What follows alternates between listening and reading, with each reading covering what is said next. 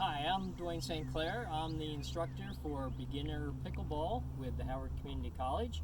Obviously, with the virus, we've not been able to meet in person, but I wanted to give you some opportunity to learn some of the lessons that we would be doing in the beginner session. The first session is devoted a lot to developing hand-eye coordination. And pickleball, like any other sport, requires you to develop hand-eye coordination to play it well. Pickleball is becoming very popular as a sport. I'm sure many of you have heard about pickleball and wanted to try it. So we're going to try to do that and give you some of the lessons that we would have been doing in our class. Okay, so the way you learn how to do hand-eye coordination is simply get a paddle and a ball and just hit the ball so you get a feel for it. Always keeping your eye on the ball, keeping it as high as you want, but just practicing that. You can go backhand and forehand. The second thing that you can do is you can get tape on a wall.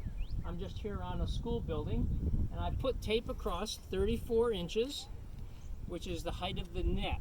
And I'm going to practice just hitting the ball over that net. And it's very simple. You just hit that ball, and you're going to go forehand, backhand,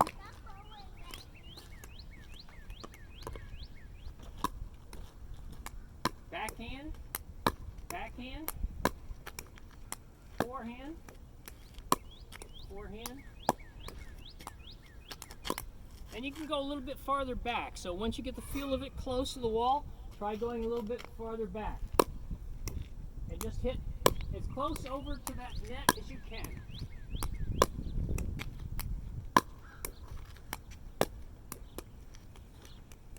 Okay, so that's what it really involves the first session, which is looking at hand-eye coordination.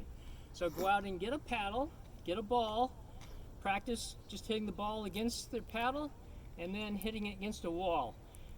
I'll go over some other lessons, the rules of pickleball and some other skills that you'll need to develop to play pickleball in future sessions. I'll also put some links from YouTube that show you some of the additional ways that you can develop hand-eye coordination in pickleball.